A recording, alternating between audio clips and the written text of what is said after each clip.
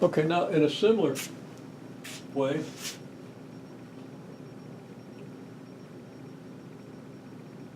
we can express this.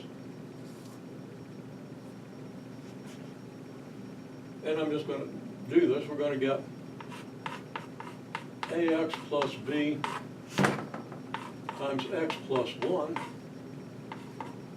plus c times x squared plus 5x plus 6 over x squared plus 5x plus 6 times x plus 1. Okay? So now what we have in the numerator is, and you can do the simplification yourself, but you're going to have an ax squared and a cx squared. You're going to have an ax and a bx and a 5 times cx, right? So that's going to be a plus b plus 5c times x. And then you're going to have plus 6c and 1b. So that'd be plus b plus c over this.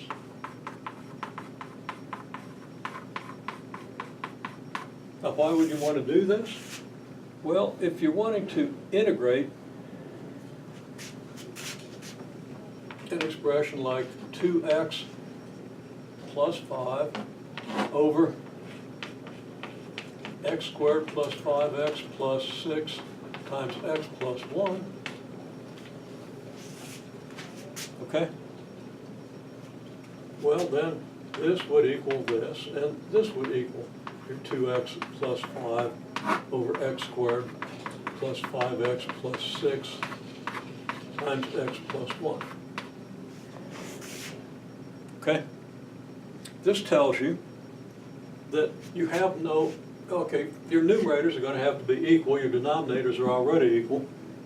So for these to be equal, then I should write this as identically equal, meaning equal for all values of x. It follows that, well, you don't have an x squared over here, so c plus a has to equal 0. Okay? And you don't have, and you have a 2x over here, so what's in front of x has to be 2. And you've got a 5 over here, well, that's your b plus c.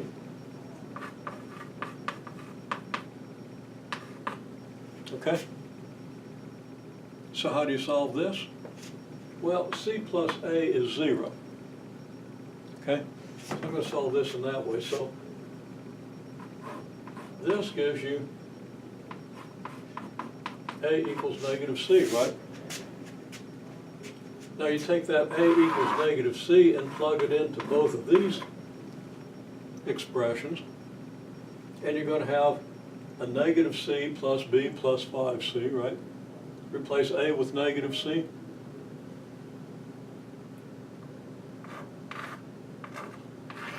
So you're going to get b plus 4c equals 2. And b plus c equals 5. You understand what I did? I was able to solve this first equation for a, and then I could replace a with negative c, and now I've got 2 equations and 2 unknowns. Okay? Now I can't simply add these because nothing adds up to 0, but I could subtract in this case. Okay? Or if I wanted to get rid of c, I could multiply this equation by negative 4 and get a negative 4c here along with a negative 4b and a negative 20, right? And then add them and my c's would go away. Now that's all, that's how you solve simultaneous equations. So you'll see examples and you might need to review it a little bit, but I don't think you're going to have a whole lot of trouble with it, okay? Well, solving this, if I subtract these, I get 3c equals negative 3, so c equals negative 1, meaning that b would have to equal 6, and then a is equal to negative c, And then if I did this correctly, I've simplified this fraction, okay? And I've found the values of A, B, and C that make this equal to this. So now if I wanted to integrate this, I would just have to integrate this and this, okay? So, do your own solution or verify mine. C plus A would certainly be 0. Let's see, 1 and 6 and -5 is 7 minus 5 is 2, right? And B plus C, 6 and -1 does give you 5, so I'm pretty sure I've got these correct. Now, how would we integrate the AX plus B over this? Okay, there's an integration technique that we might not have seen. Remember completing the square? You've heard that term? I've heard that, yeah. And it scares the heck out of you if it does for most people, if you have any sense at all. It's not that scary. It's something that's taught in pre-calculus.